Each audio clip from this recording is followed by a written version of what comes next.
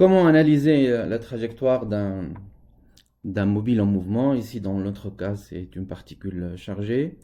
Afin d'utiliser par la suite la deuxième loi de Newton, trouver les composantes ou les coordonnées cartésiennes de l'accélération, euh, faire des primitives pour retrouver la vitesse et le vecteur position, et par la suite retrouver l'expression de la trajectoire effectuée par cette particule à l'intérieur d'un condensateur plan, et à la fin pour retrouver donc des grandeurs inconnues.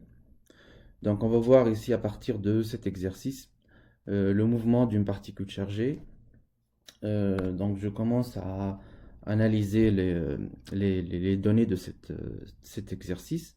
Donc on a ici, à partir de cette expérience, deux plaques P1 et P2. Donc je suis en train de lire ou de décrire le graphique. Donc la particule à l'instant t égale à 0, elle va se retrouver au point O, donc c'est l'origine du repère OXY, avec bien sûr une vitesse initiale V0 qui sera horizontale. Donc ici il s'agit de l'électron qui va effectuer cette trajectoire. Il va être supposé bien sûr ponctuel et soumis à la seule force grand F, qu'on va essayer de retrouver son expression par la suite. Donc le mouvement, bien sûr, il se passe dans un référentiel supposé galiléen pour pouvoir utiliser, bien sûr, la deuxième loi de Newton. La trajectoire a été effectuée dans le repère OXY et on a bien sûr quelques données qu'on doit analyser, comme ici la longueur des plaques, la vitesse V0 avec laquelle donc est lancé l'électron, la valeur du champ électrique et la déviation HS qui est représentée ici, c'est la déviation avec laquelle est effectué le mouvement de cette particule chargée. Par la suite, la première question, exprimer la force électrique qui s'applique sur l'électron. Donc, d'après l'énoncé, on a une seule force appliquée à ce système qui représente ici l'électron. Donc, c'est la force F. Donc, normalement, l'expression de la force F, ça sera en général F est égal à la charge Q de la particule fois le champ électrique E. Donc, dans notre cas, la charge de cet électron, c'est moins E, qui a une masse aussi ME. Donc je parle ici de l'électron. Donc par la suite, la valeur ou l'expression de cette force va être F est égal à moins E, donc la charge électrique, fois le champ électrique grand E. Donc ça, c'est concernant l'expression de cette force. Donc normalement, à partir de ce cas particulier de trajectoire, on peut même définir quels sont les signes des charges portées par les deux plaques P1 et P2 du condensateur. Donc, puisque on a ici un électron qui va se déplacer donc à travers cette trajectoire, donc on a ici l'électron au départ, donc il va faire plusieurs positions jusqu'à arriver au point S. Donc, si je prends ici l'électron, il a une charge négative.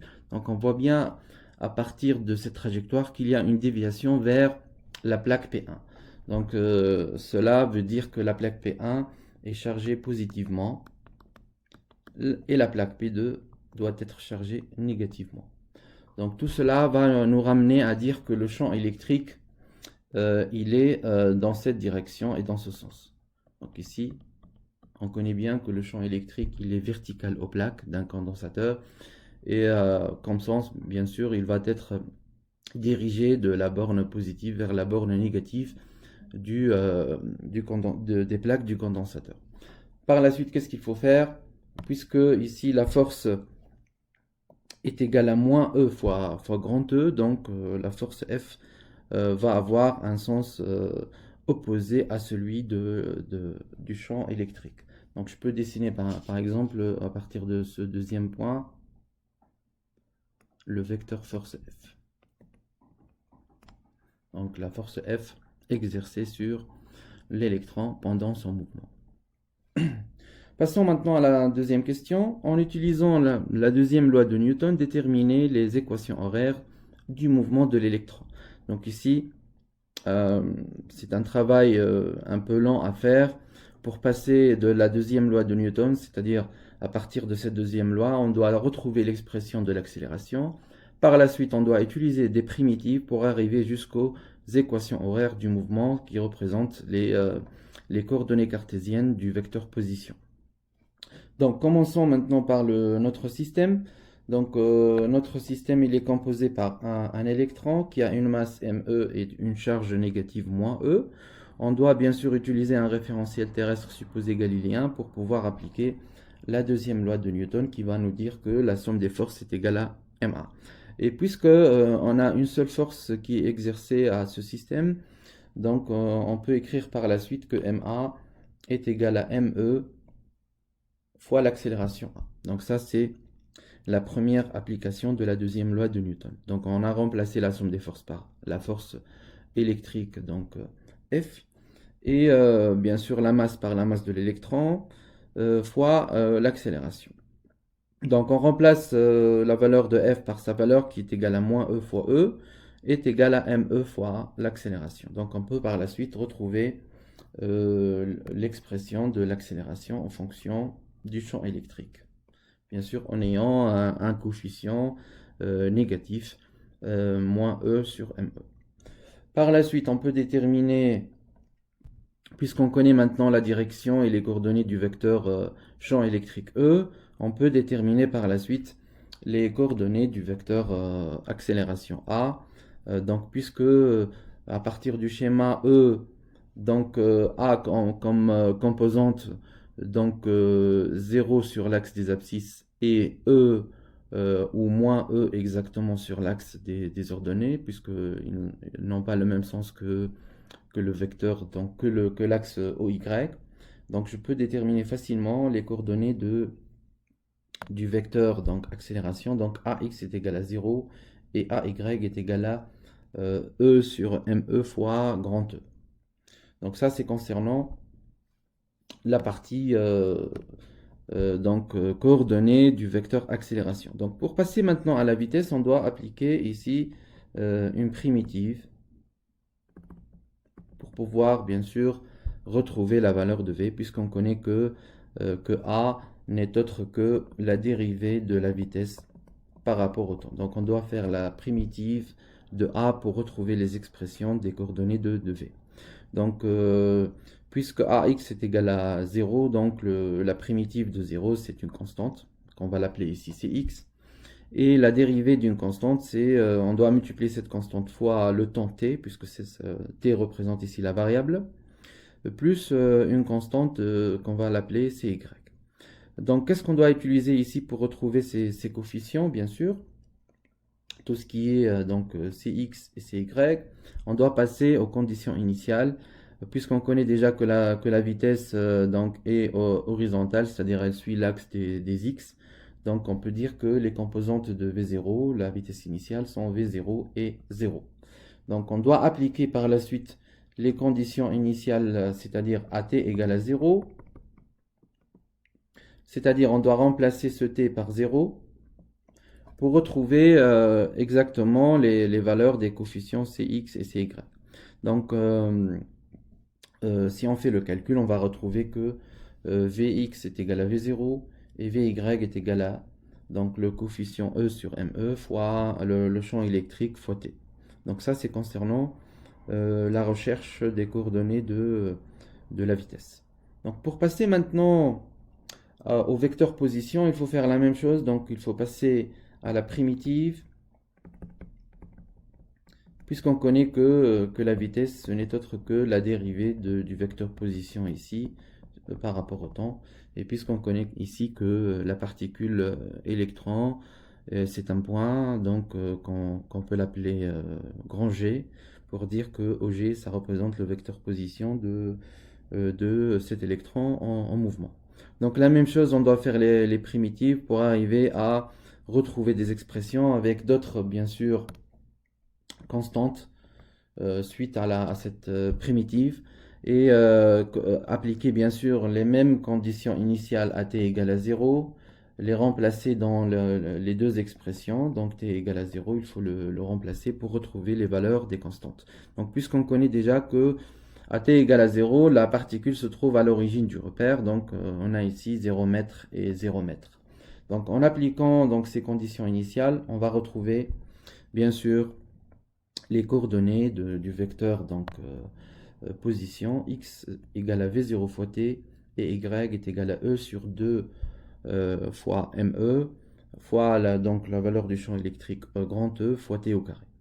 Donc il ne faut pas oublier que la primitive de a fois t, c'est 1 demi fois a fois t au carré.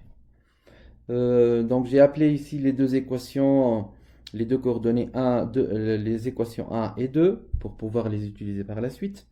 Dans la troisième question, donc, il nous donne ici déterminer l'équation cartésienne.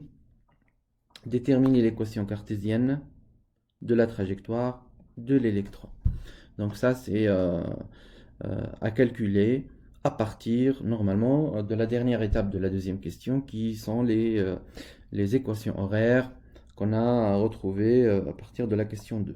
Donc qu'est-ce qu'il faut faire? Il faut faire un petit calcul pour déterminer une forme d'expression où on va mettre y en fonction de x en éliminant le temps.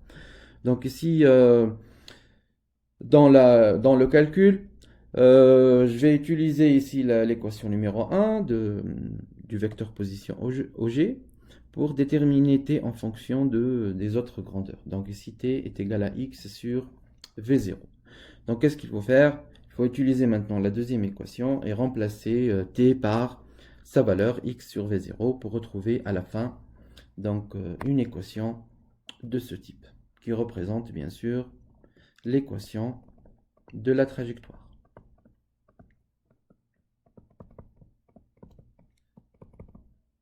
Bien sûr de l'électron. Donc ici on a appelé cette équation l'équation 3 pour pouvoir l'utiliser par la suite. Donc ici on voit bien qu'il y a une relation entre y et x. Si on regarde bien la forme de cette équation, c'est une équation d'une parabole. On voit bien sûr ici la forme d'une parabole dans la trajectoire du dessin ici. Et la dernière question, calculer le coefficient E sur ME. Donc ça c'est l'objectif de cette expérience effectuée par Thomson. Donc par rapport à ce mouvement particulier de cette particule, il veut donc déterminer le rapport E sur ME, comme l'indique ici l'exercice. Donc qu'est-ce qu'il faut faire? Il faut bien sûr définir les positions à la fin du mouvement. Donc on voit bien ici à la fin du mouvement que la particule va être ici au point S. Donc on peut connaître les coordonnées du point S qui sont donc L si on parle de l'axe des abscisses et la longueur SH si on parle de l'axe des ordonnées. Donc je peux dire que les coordonnées du point S sont LSH, la longueur L et la longueur SH qu'on va utiliser à partir de l'équation de la trajectoire pour déterminer bien sûr le coefficient E sur ME. Donc comme je l'ai dit ici, si x est égal à L, y va être égal à hs, qui est la position finale de l'électron dans le condensateur. Donc à partir de l'équation 3, c'est-à-dire l'équation de la trajectoire de l'électron, on peut écrire bien sûr que on peut remplacer y par sa valeur et x par sa valeur pour, bien sûr, ces valeurs sont connues et sont données dans l'exercice. Donc on doit faire juste un petit calcul, une petite transformation pour arriver à mettre ce coefficient en fonction des autres grandeurs connues. Et en faisant l'application numérique, on va retrouver que ce coefficient est égal à 1,8 fois 10 à la puissance 11 coulomb kilogramme moins 1. Et voilà.